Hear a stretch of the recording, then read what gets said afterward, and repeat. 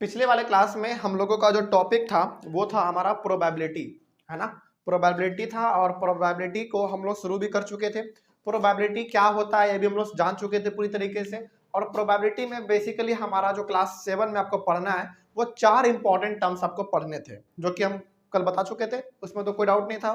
तो आज हम लोग प्रोबेबिलिटी को चूंकि समझ चुके हैं तो प्रोबेबिलिटी से आज हम लोग सवाल को कैसे बनाना होता है, प्रोबेबिलिटी को किस प्रकार से नंबर के फॉर्म में लिखना होता है, यानी कि संभावना, चांस, है ना, प्रोबेबिलिटी, इसको हम नंबर के फॉर्म में कैसे लिखेंगे, कैसे नंबर में रिप्रेजेंट करेंगे, यानी कि कैसे क्वेश्चन को बनाना हम लोग बेसिकली आज सीखेंगे।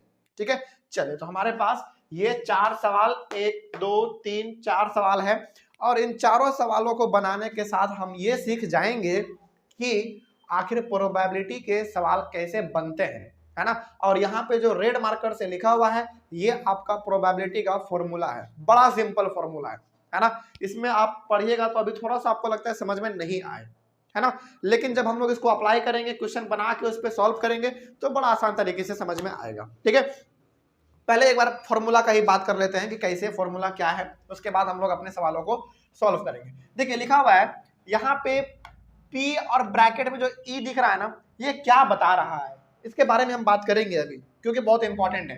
लेकिन पहले ये देखिए क्या लिखा हुआ है। लिखा हुआ है number of trials in which the event happened divided by total number of trials. इसका मतलब क्या हुआ, इसका मतलब क्या हुआ आप जरा समझिएगा ध्यान से। ठीक है, ये चीज अब आपको समझ में आएगा। देखिए क्या लिखा हुआ है, number of trials in which the event happened, number of trials in which the event happened. अब इसको समझिए ध्यान से। सपोज कीजिए कि हम एक सिक्का को उछालें, ठीक है, तो उसमें क्या क्या आ सकता है, पॉसिबल आउटकम क्या हो सकता है उसका। पॉसिबल आउटकम का मतलब जब हम एक सिक्का उछालेंगे तो उसमें क्या क्या आपको दिख सकता है, हेड और टेल, है ना। तो दो पॉसिबल आउटकम आपको दिख सकता है, एक हेड और एक टेल।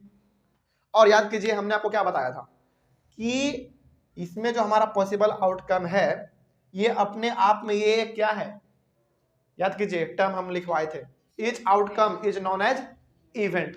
तो यहां पे हमने एक सिक्के को टॉस किया, हमने एक सिक्के को टॉस किया तो हमको मालूम है कि टोटल पॉसिबल आउटकम इसका दो ही हो सकता है, एक हेड और एक टेल, है ना। तो ये आउटकम्स है दो, एक ये और एक ये। तो इस एक सिंगल आउटकम को हम लोग क्या कहते थे, इवेंट कहते थे। बात समझ में आ गया। तो अब यदि अब आपसे पूछे कि, समझिएगा मेरे बात को ध्यान से कैसे क्या होता है इसमें। अब आपसे पूछे कि यहां पे ना जो आपने टॉस किया उसका पूरा पॉसिबल आउटकम हेड और टेल आया, यानी कि दो गो आ गया, ठीक है, और ये भी एक इवेंट है और ये भी एक इवेंट कहलाता है। ठीक है, तो अब आपसे साधारण सा सवाल ये पूछा जाएगा कि बताओ इसमें हेड कितने बार आया, तो आप बोलोगे एक बार। सर एक बार आप सिक्का उछालेंगे तो हेड या फिर टेल आएगा, लेकिन एक ही बार आएगा, हेड एक बार और टेल एक बार, यानी कि दोनों में से कोई एक चीज आ सकता है एक बार। बात समझ में आ गया। तो यहाँ पे अब आपसे पूछे कि बताओ जब हम सिक्का उछालेंगे तो टोटल पॉसिबल आउटकम जो है वो दो गो है, एक हेड भी है और एक टेल भी है। तो बताओ कि हेड कितने बार आया, तो एक बार आया, हेड एक बार है तो एक ही बार आएगा, है ना। तो इसी चीज को हम यहाँ पे आप कैसे लिखेंगे अब समझिए ध्यान से। कौन सा पी, ये इसी को समझेंगे अभी हम, इसी को समझेंगे। तो यहाँ पे अभी अभी फिलहाल आपने सिक्के को एक बार उछाला, और सिक्के को आपने एक बार उछाला मतलब कि आपने रैंडम एक्सपेरिमेंट एक बार किया। रैंडम एक्सपेरिमेंट मतलब याद कीजिए, रैंडम एक्सपेरिमेंट का मतलब होता था कि उसका पॉसिबल आउटकम हमको मालूम है, लेकिन एग्जैक्ट वैल्यू क्या आएगा, एग्जैक्ट उसका रिजल्ट क्या आएगा वो हमको मालूम नहीं था। और रैंडम एक्सपेरिमेंट को हम लोग क्या कहते थे, ट्रायल कहते थे, है ना। यदि कहीं पे लिखा रहे बाय अ ट्रायल या फिर सिंपली एक ट्रायल तो उसका मतलब क्या होता था, रैंडम एक्सपेरिमेंट। ठीक है, तो अब यहाँ पे समझेंगे हम लोग, सवाल पे डायरेक्ट चलते हैं और अच्छी तरीके से समझ में आएगा। ठीक है, देखिए क्या लिखा हुआ है। उसके अभी ये हमारा जो फॉर्मूला लिखा हुआ है ये कंप्लीट नहीं हुआ, इसको हम अभी और समझेंगे। ठीक है, बस पीछे का कुछ हम रिवीजन करवा रहे थे, अभी हम इसको और समझेंगे गहराई से। पहले ना इसको देखिए, यही सवाल को देख के आपका पूरा का पूरा कंफ्यूजन दूर हो जाएगा। लिखा हुआ है देखिए ध्यान से, अ coin is tossed 100 times and head is obtain 59 times. इतना ही पढ़ के हमको यह मालूम चल गया कि एक सिक्का है, उसको 100 बार टॉस किया जाता है। कितने बार? 100 बार। 100 बार उसको टॉस किया जाता है, ठीक है। और 100 बार जब टॉस करता है ना, तो उसमें ना 59 टाइम्स हेड आ जाता है। तो बताइए टेल कितने बार आया?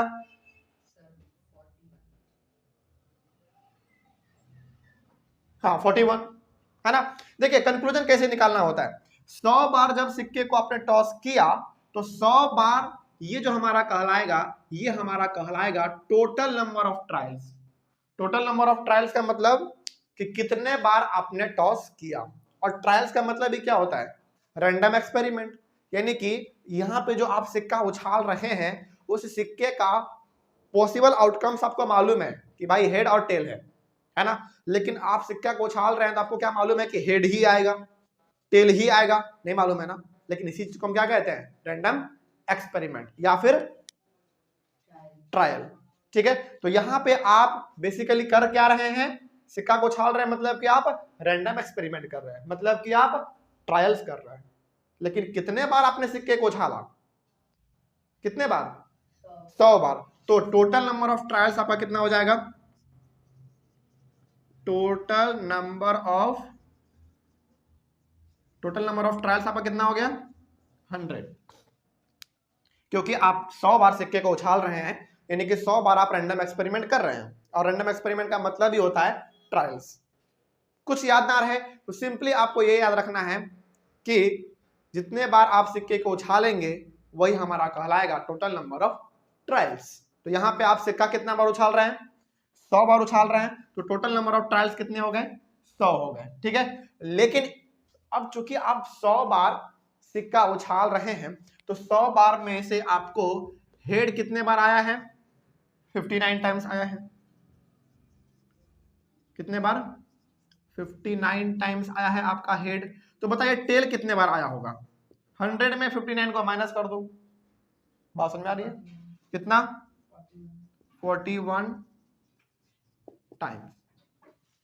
तो अब ये चीज हमको समझना पड़ेगा कि टोटल नंबर ऑफ ट्रायल्स, यानी कि टोटल आपने सिक्के को उछाला 100 बार, जिसमें से 59 टाइम्स आपका हेड आया और 41 टाइम्स आपका टेल आया, ठीक है। तो नीचे जो फॉर्मूला में लिखा हुआ है टोटल नंबर ऑफ ट्रायल्स, वो तो आपको समझ में आ गया 100 होगा, है ना। लेकिन अब ऊपर में देखिए क्या लिखा हुआ है। ऊपर में लिखा हुआ है number of trials in which the event occurred. इसका मतलब ये हुआ कि आपने जितने बार सिक्के को उछाला, उसमें एक इवेंट कितने बार आया है। अब जैसे देखिए, आप 100 बार सिक्के को उछाल रहे हैं, तो 59 टाइम्स आपका हेड आ रहा है और 41 टाइम्स आपका टेल आ रहा है। इसका मतलब ये 59 क्या है आपका? 59 क्या है आपका? इवेंट है। जैसे मान लीजिए यदि हम एक बार सिक्का उछाले तो हमारा हेड और टेल आएगा, है कि नहीं। तो ये आपने एक बार सिक्का उछाला तो वो आपने ट्रायल कर दिया, वो आपका ट्रायल हो गया। लेकिन आया हेड और टेल, हेड और टेल आया। तो ये हेड अपने आप में क्या है? एक इवेंट है। ये भी क्या है? एक इवेंट है। उसी प्रकार से 59 टाइम्स आपका हेड आया, तो ये क्या है? 59 इवेंट है। 41 क्या है? इवेंट है। तो इस जगह पे, ऊपर के जगह पे हम लोग क्या लिखते हैं? ऊपर में यानी कि न्यूमरेटर में क्या लिखेंगे? नंबर ऑफ इवेंट लिखेंगे, और नीचे नंबर ऑफ ट्रायल्स लिखेंगे, ठीक है। बस यही हमारा फॉर्मूला कहता है। अब आ जाते हैं हम लोग अपने सवाल को कैसे बनाएंगे। देखिए ध्यान से। तो कहा गया था आपके सवाल में कि एक सिक्का है जिसको कि 100 बार उछाला जाता है, जिसमें से 59 टाइम्स जो है वो हेड आ जाता है। तो अब आपको मालूम चल गया इसका सॉल्यूशन कैसे बनाएंगे। इसका सॉल्यूशन बनाएंगे कि देखो भाई, total number of trials is equals to 100। Total number of trials हमारा 100 है, मतलब कि कितने बार आपने उछाला, तो आपने 100 बार उछाल दिया। उसके बाद नंबर ऑफ हेड ऑब्टेन्ड। बताइए हेड कितने बार आता है? 59। Number of head obtained 59। उसी प्रकार से नंबर ऑफ टेल ऑब्टेन्ड। तो टेल कितने बार आया हमारा? 41 बार में आया, 41 बार हमारा टेल आ गया और 59 टाइम्स हमारा हेड आ गया, और टोटल बार उछाले कितने थे, 100 बार उछाले थे सिक्के को। यहाँ पे तो कोई डाउट नहीं है ना। अब आगे बढ़ते हैं। On tossing a coin at random, यानी कि सिक्के को जो आपने उछाला था वो रैंडम एक्सपेरिमेंट आपने किया था, यानी कि आपको टोटल पॉसिबल आउटकम्स मालूम था कि भाई सिक्का उछाल रहे हैं तो हेड और टेल ही आएगा, लेकिन क्या हेड ही आएगा मालूम था? नहीं मालूम था। क्या टेल ही आएगा ये मालूम था? नहीं मालूम था। तो हम लोग क्या जो सिक्के को उछाल रहे थे वो रैंडम एक्सपेरिमेंट कर रहे थे। तो अब आपको करना क्या है, find the probability of getting a head. अब आपको प्रोबेबिलिटी निकालना है हेड का। ऐसे देखो, हम तो यहां पे देख के ही बता सकते हैं कि भाई जब 100 बार सिक्का उछाला गया तो 59 टाइम्स हेड आ गया। क्या इसमें अब कुछ करने का जरूरत है? जब हमको मालूम ही है कि 59 टाइम्स हमारा हेड आया, अब इसमें करने का क्या जरूरत है? लेकिन नहीं, इस चीज को हम क्या करेंगे, न्यूमेरिकल फॉर्म में बताएंगे। आपको मालूम चल गया कि 100 बार सिक्का उछाले तो 59 टाइम्स हेड आ गया, ठीक है, लेकिन इसको नंबर के फॉर्म में कैसे लिखेंगे? और हमने आपको पहले ही कहा था कि प्रोबेबिलिटी को हम किस में रिप्रेजेंट करेंगे, न्यूमेरिकल वैल्यू में, है ना। तो अब यहाँ पे आपको करना क्या है, ध्यान से देखिए। यहाँ पे अब आप पहला वाला बना लीजिए। अब यहाँ पे आपको मालूम चलेगा, देखिए ध्यान से, यहाँ पे लिखा हुआ है P ब्रैकेट में E, है ना। तो P का मतलब होता है प्रोबेबिलिटी, और यहाँ पे E का मतलब है, यहाँ पे E का मतलब है कि आप किसके प्रोबेबिलिटी को फाइंड करने वाले हैं। किसके प्रोबेबिलिटी को फाइंड करने वाले हैं? हेड के प्रोबेबिलिटी को फाइंड करने वाले हैं। तो यहाँ पे लिखेंगे प्रोबेबिलिटी, आगे देखिए क्या लिखा हुआ था, यही चीज आपको लिखना होता है, find the probability of getting a head. तो यहां पे लिखेंगे probability of getting a head is equals to, अब यहां पे आपको मालूम चल गया कि ई के जगह पे क्या लिखना होता है, क्या लिखना होता है ई में, जो कि आपको फाइंड करना है ना। जैसे अब यहां पे आपको फाइंड करना है हेड के बारे में, तो हेड टोटल आपका कितने बार आया था, 59 टाइम्स आया था। और नीचे क्या लिखना होता है, टोटल नंबर ऑफ ट्रायल्स। तो टोटल नंबर ऑफ ट्रायल्स आपका कितना है, 100। यही हो गया आपका आंसर। देखिए अब इसका ना कंक्लूजन बताते हैं कि आखिर ये क्या बताना चाहता है। देखिए यहां तक जो हमने किया, ये तो सिंपली हमको ये बता रहा है कि 100 बार सिक्का को उछाला गया, जिसमें से 59 टाइम्स हमारा हेड आ गया और 41 टाइम्स हमारा टेल आ गया, ठीक है। लेकिन अब इसको पूछ दे कि प्रोबेबिलिटी नंबर में बताओ, न्यूमेरिकल वैल्यू में बताओ कि कितना आया, है ना।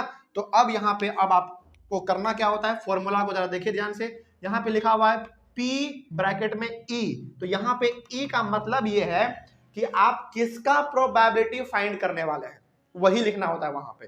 तो यहाँ पे हम किसका प्रोबेबिलिटी फाइंड करने वाले थे, हेड का। तो यहाँ पे लिखें गेटिंग अ हेड, कोई डाउट नहीं। अब आगे क्या था फॉर्मूला, फॉर्मूला था कि number of trials in which the event happened. यहाँ पे इवेंट जो आया वो कौन सा इवेंट हमारा बात कर रहा है, यहाँ पे हेड के बारे में बात कर रहा है। तो हेड कितने बार आया हमारा, 59 टाइम्स, और टोटल नंबर ऑफ ट्रायल्स 100। बस यही हो गया इसका आंसर, ठीक है। ये हमारा पहला वाला कंप्लीट। अब सेकंड वाला देख लेते हैं। सेकंड है आपका टेल, तो क्या लिखेंगे यहाँ पे, प्रोबेबिलिटी ऑफ, इसको पढ़ा, अच्छा इसको पढ़ा कैसे जाता है मालूम है, इसको पढ़ा जाता है probability of getting a head. यहां पे ब्रैकेट के बदले में हम लोग क्या बोल देते हैं, of, probability of getting a head, बस। अच्छा यहाँ पे आप तो कोई कंफ्यूजन नहीं होगा ना, बात समझ में आया है कि यहाँ पे ऊपर में जो लिखा हुआ था number of trials in which the event happened, मतलब कि आपने जो उछाला सिक्का उसमें आपका इवेंट कितने बार आया। तो यहाँ पे हमारा जो इवेंट है वो 59 टाइम्स है, किस रूप में, हेड के रूप में। और यहाँ पे जो 41 हमारा इवेंट है वो किस रूप में है, टेल के रूप में है ना। तो यहाँ पे हमसे हेड और टेल दोनों पूछा था, तो पहले हम लोग यहाँ पे हेड का निकाल दिए, अब यहाँ पे टेल का निकालेंगे, ठीक है। तो यहाँ पे लिखेंगे probability of getting a tail is equals to, बताइए अब आप टेल का प्रोबेबिलिटी निकालने जा रहे हैं, तो ऊपर में जो लिखा हुआ इतना बड़ा स्टेटमेंट, उसके बदले में कौन सा वैल्यू लिखेंगे, कौन सा वैल्यू लिखेंगे इसके बदले में, ऊपर में जो है टेल का निकालने जा रहे हैं तो कौन सा लिखेंगे, अरे भाई 41 ना लिखेंगे, नहीं समझ में आया? जैसे यहाँ पे हम लोग देखो, यहाँ पे सवाल में पूछा क्या गया था, find the probability of getting a head a tail, यानी कि आपको प्रोबेबिलिटी पहले निकालना है हेड का, उसके बाद निकालना है टेल का। तो सिंपल सा है, पहले पूछा गया है हेड का, तो हेड कितने बार आया है 59 times divided by total number of trials, simple. उसी प्रकार से अब जब हम टेल का निकालेंगे तो टोटल नंबर आपका कितना आया था टेल का 41, बस हो गया 41/100, यही हो गया इसका आंसर, है ना? कोई डाउट अब इसमें? बात समझ में आई है? चलिए आगे बढ़ते हैं। अच्छा, कल ना हम एक चीज आपको बताए थे कि प्रोबेबिलिटी जब आप बनाएंगे तो उसका जो आंसर है वो या तो 0 आएगा, या तो 1 आएगा, या फिर उन दोनों के बीच वाला कोई नंबर आएगा। तो आपको लग रहा होगा कि सर यहाँ पे तो 59/100 है, ये तो गलत हो गया, फिर यहाँ पे 41/100 है, फिर तो आपने जो कल बताया था वो गलत हो गया। नहीं, इसको आप डिवाइड करके देखोगे तो आपका जो वैल्यू है वो या तो 0 आएगा, या तो 1 आएगा, या तो इन दोनों के बीच में रह जाएगा। 1 तो नहीं आएगा, 0 भी नहीं आएगा, इन दोनों के बीच में कुछ आएगा। 0.1 आ सकता है, 0.2 आ सकता है, हाँ 0 भी आ सकता है, 0 भी आ सकता है। बात समझ में आ रही है? तो 0 भी आ सकता है, 1 भी आ सकता है, और 0.1 2 3 4 से लेकर 0.9 तक भी आ सकता है, लेकिन 1 से कभी भी ऊपर इसका आंसर नहीं आएगा। यही खूबसूरती है प्रोबेबिलिटी का। हो गया बात खत्म? चलिए, तो आप इसको डिवाइड करके देखेंगे, हालांकि इतना हो गया काफी है, ये इतना आंसर आपका हो गया, इतना आंसर हो गया, ये हो गया, बस। आप इसको डिवाइड करके भी देखेंगे तो आपका जो आंसर है वो 1 से कभी ऊपर नहीं जाएगा, वो 1 से नीचे ही रहेगा, या फिर 1 भी रह सकता है। ठीक है, तो ये हो गया हमारा पहला सवाल कंप्लीट। आगे बढ़ते हैं, सवाल नंबर 2 देखिए ध्यान से। इसमें कहा गया है कि a dice is tossed, dice मतलब वही जो लूडो में हम लोग खेलते हैं, क्यूब वाला होता है, 1 से 6 तक गिनती होता है उसमें। अ dice is tossed 80 times and the number 3 is obtained 14 times. देखिए यहाँ पे एक डाइस है, उसको जो टॉस किया जाता है, यानी कि उसको जो उछाला जाता है, वो कितने बार? 80 बार, 80 टाइम्स उसको उछाला जाता है। तो इसका सॉल्यूशन पहले बनाते चलिए। देखिए, यानी कि यहाँ पे जिस प्रकार से यहाँ पे इस सिक्के को 100 बार उछाला जा रहा था, उसी प्रकार से यहाँ पे डाइस को कितने बार उछाला जा रहा है? 80 बार उछाला जा रहा है। तो टोटल नंबर ऑफ ट्रायल्स हमारा कितना हो गया? 80। तो पहले उसको लिख लो, total number of trials is equals to 80। Total number of trials इसमें हमारा हो गया 80। ठीक है, आगे बढ़ते हैं। उसके बाद देखिए 80 टाइम्स उस डाइस को उछाला जाता है, जिसमें से 3 जो नंबर होता है ना डाइस पे लिखा हुआ 3, वो कितने बार आ जाता है? 14 बार आ जाता है। बात समझ में आ रही है? वो 14 बार आ जाता है। तो यहां पे आप लिखिए नंबर ऑफ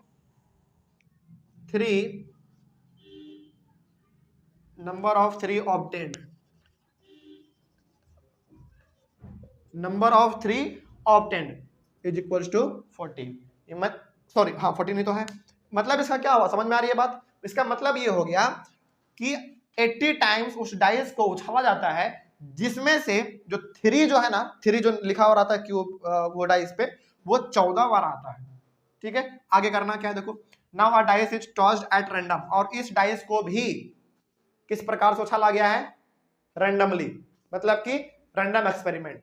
हमको मालूम है कि भाई हम डाइस उछाल रहे हैं तो 1 से 6 तक ही आएगा, हमको ये मालूम है, पॉसिबल आउटकम्स, हाँ पॉसिबल आउटकम्स हमको मालूम है, लेकिन ये तो नहीं मालूम है ना कि 1 ही आएगा, 2 ही आएगा, 3 ही आएगा, ऐसा तो कुछ नहीं मालूम है हमको।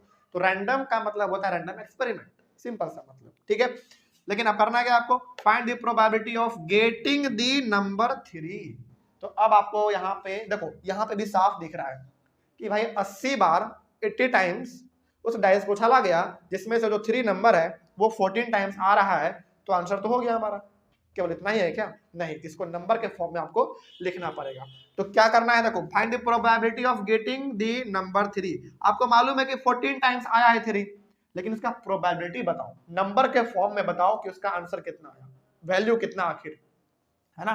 तो इसको कैसे करेंगे? नीचे तो चलो यहीं पे कर देते हैं। तो यहाँ पे P तो रहेगा, P मतलब प्रोबेबिलिटी, और यहाँ पे जो हमारा E है, E मतलब जिसका प्रोबेबिलिटी निकालने जा रहे हैं। तो यहाँ पे आप किसका प्रोबेबिलिटी निकालने जा रहे हैं? 3 का। किसका? 3 का। तो यहाँ पे लिखेंगे, देखो साफ लिखा हुआ है गेटिंग दी नंबर 3, तो हम यहाँ पे लिखेंगे probability of getting the number 3। बस कैसे पढ़ेंगे इसको? प्रोबेबिलिटी ऑफ, ब्रैकेट का मतलब of, probability of getting the number 3 is equals to, अब जरा देखिए ध्यान से। अच्छा, यहाँ पे इतना लंबा सा स्टेटमेंट लिखा हुआ है, इसके जगह पे हम कौन सा वैल्यू लिखते हैं? कौन सा वैल्यू लिखते हैं? जिसका निकालने जा रहे हैं, है ना। तो यहाँ पे हम 3 का निकालने जा रहे हैं, लेकिन 3 कितने बार आया है? 14, यानी कि 14 यहाँ पे क्या हो गया हमारा? इवेंट। बात समझ में आ रही है? तो 14 divided by total number of trials, तो टोटल नंबर ऑफ ट्रायल्स कितने हैं? 80 है। ये कट रहा है, ये नहीं कट रहा था तो नहीं काटे थे, ये भी नहीं कट रहा था तो नहीं काटे थे, ये तो कट रहा है हमारा, इसको काट देंगे। 2 से करेंगे तो 7 और 2 से करेंगे तो 40, यानी कि 7/40 इसका आंसर आ गया। और इसको भी आप डिवाइड करके देखेंगे तो 1 से नीचे ही रहेगा। यही तो सबसे बड़ा खूबसूरती है प्रोबेबिलिटी का। ठीक है, तो कैसे प्रोबेबिलिटी बन रहा है मालूम चल रहा है ना। तो एक बार फिर से बता दे रहे हैं ताकि आपको कंफ्यूजन ना हो। यहाँ पे ई के जगह पे हम वो स्टेटमेंट लिखते हैं जिसका प्रोबेबिलिटी हम फाइंड करने वाले हैं, ठीक है, वो लिख देते हैं। और ऊपर में क्या लिखते हैं? इवेंट। ऊपर में क्या लिखेंगे? Number of event. जैसे यहाँ पे जो हमारा 3 है वो 14 टाइम्स आया है, तो ये हमारा क्या हो गया? 14 इवेंट्स हो गया, है ना। तो वो लिख देंगे। उसके बाद नीचे टोटल नंबर ऑफ ट्रायल्स, तो आपको मालूम ही है कितने बार आपने टॉस किया, वो चीज यहाँ पे है। बस हो गया। आगे बढ़ते हैं, सवाल नंबर 3 देखिए ध्यान से। हाँ, सवाल नंबर 3 देखिए, लिखा हुआ है कि a dice is thrown 200 times and the outcomes are noted as shown below. मतलब कि एक डाइस को कितने बार टॉस किया जा रहा है? 200 टाइम्स। तो इतना ही देख के हमको मालूम चल गया कि इसका जो टोटल नंबर ऑफ ट्रायल्स है वो कितना हो गया? 200 टाइम्स। बस सिंपल। तो पहले आप उसको लिख लो यहाँ पे, total number of trials is equals to 200, यानी कि टोटल नंबर ऑफ ट्रायल्स का मतलब हो गया कि टोटल जो उसको उछाला जा रहा है वो 200 बार उछाला जा रहा है, ठीक है। उसके बाद when a dice is throne find the probability of getting अ 5, 3, 4 और 6। मतलब कि देखिए ध्यान से, 200 बार एक डाइस को उछाला जा रहा है, ठीक है, और उसका जो रिजल्ट है ना वो यहाँ पे लिखा हुआ है। इसको कैसे पढ़ना है वो भी बता देते हैं। डाइस के ऊपर जो 1 लिखा रहता है ना वो कितने बार आ रहा है? 21 टाइम्स आ रहा है। 2 कितने टाइम्स? 30 टाइम्स आ जा रहा है, 30 बार। 3 कितने बार आ रहा है? 42 टाइम्स आ रहा है। 4 कितने बार आ जा रहा है टॉस करने पे? 38 टाइम्स। 5 कितने बार? 29। और 6 कितने बार आ रहा है?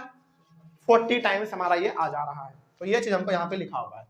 तो सब चीज नंबर में दिया हुआ है, लेकिन इसका प्रोबेबिलिटी हमको निकालना है न्यूमेरिकल फॉर्म में, ठीक है। देखिए, तो सबसे पहले आपको निकालना है प्रोबेबिलिटी किसका?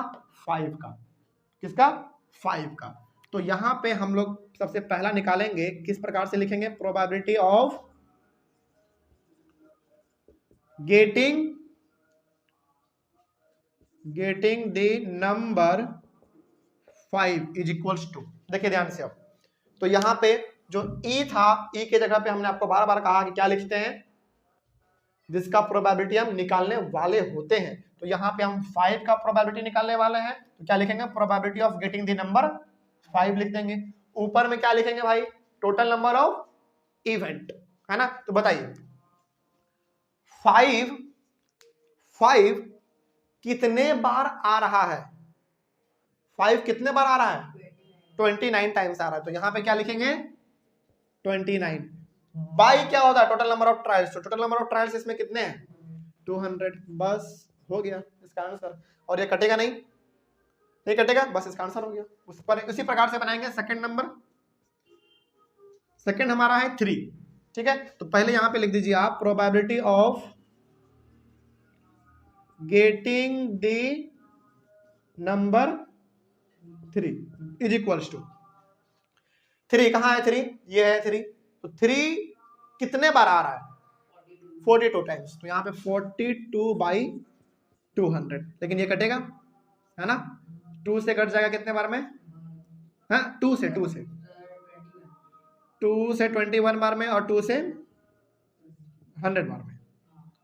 अब तो नहीं कटेगा।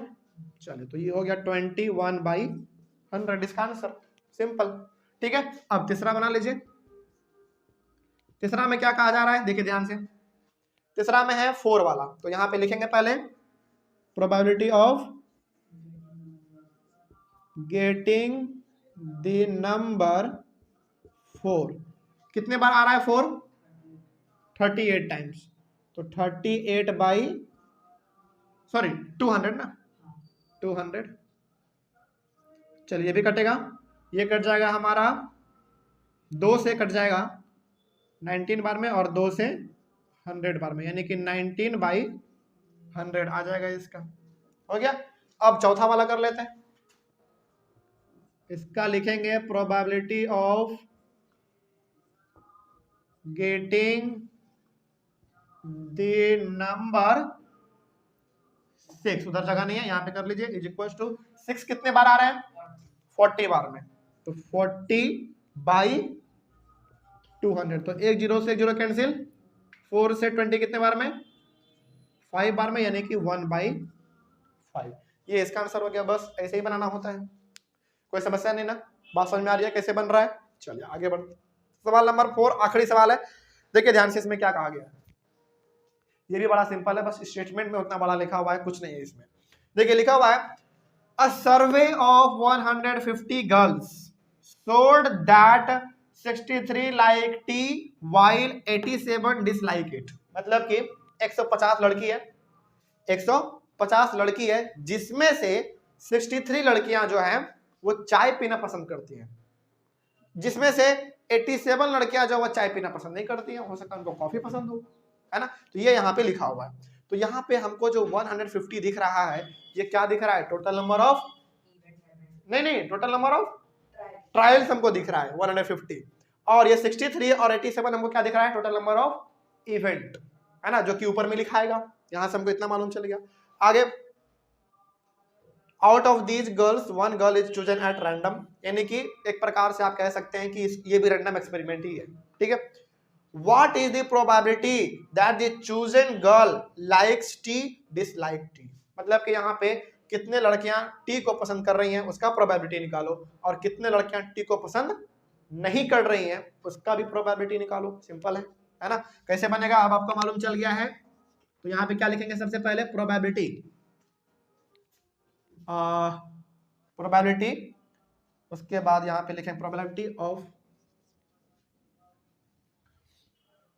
that chosen girl, probability of likes of girls likes tea, यानी कि हम उस लड़की का प्रोबेबिलिटी निकालने जा रहे हैं जो कि चाय को पसंद करती है, यानी कि लाइक करती है। ठीक है। तो कितने लड़कियां चाय को पसंद करती है पीना? 63। तो 63/150, क्योंकि टोटल नंबर ऑफ ट्रायल तो हमारा यहाँ पे 150 ही है ना। तो ये कटेगा क्या? ये 3 से कट जाएगा हमारा, 3 से 21 बार में, है ना। और ये 50, और मेरे हिसाब से अब ये नहीं कटना चाहिए, नहीं अब नहीं कटेगा। तो ये हो गया 21/50 इसका आंसर। कोई समस्या, बात समझ में आ रही है बात ना? चलिए, तो इसको भी आप डिवाइड करेंगे तो इसका भी आंसर जो है वो 1 से नीचे ही रहेगा। ठीक है। चलिए आगे बढ़ते हैं। उसके बाद ये तो हो गया हमारा पहला वाला ये पहला वाला हो गया हमारा इसका सॉल्यूशन। अब इसका दूसरा वाला देख लीजिए, probability of girls dislikes T बराबर, तो कितने लड़कियां चाय पीना पसंद नहीं करती हैं? तो वो कितना है? 87 है। तो 87/150, इसको देख लेते हैं कटेगा कि नहीं। हाँ, ये भी कटेगा, ये भी कटेगा। इसको काटेंगे 3 से, तो पहले तो 2 बार में, 9 बार में मेरे हिसाब से कट जाएगा।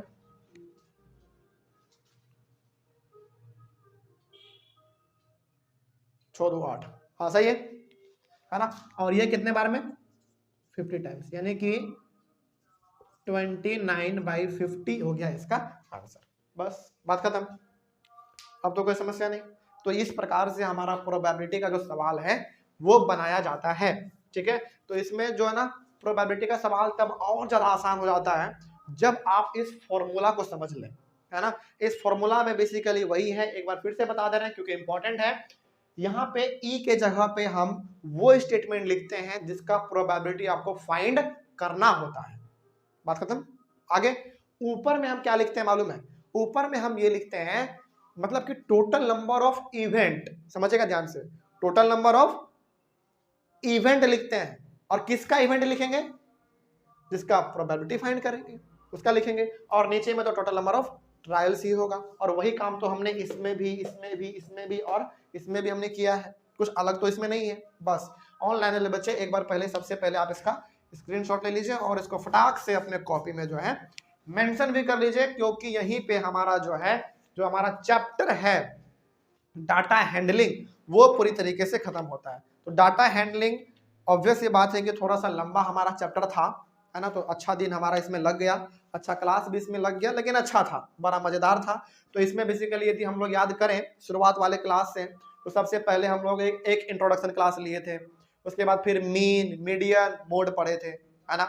उसके बाद फिर बार ग्राफ हम लोग पढ़े थे, और बार ग्राफ के बाद फिर हम लोग प्रोबेबिलिटी पढ़ लिया। आज बात खत्म हो गया सब चीज, है ना। तो यदि आप एनसीईआरटी में देखेंगे तो एनसीईआरटी से जो आपका चैप्टर है डाटा हैंडलिंग, वो आज पूरी तरीके से खत्म होता है। और यदि आप आरएस अग्रवाल के हिसाब से देखेंगे, आरएस अग्रवाल के बुक से देखेंगे, तो आपका जो चैप्टर नंबर 21, 22 और 23 है, ये पूरा का पूरा कंप्लीट।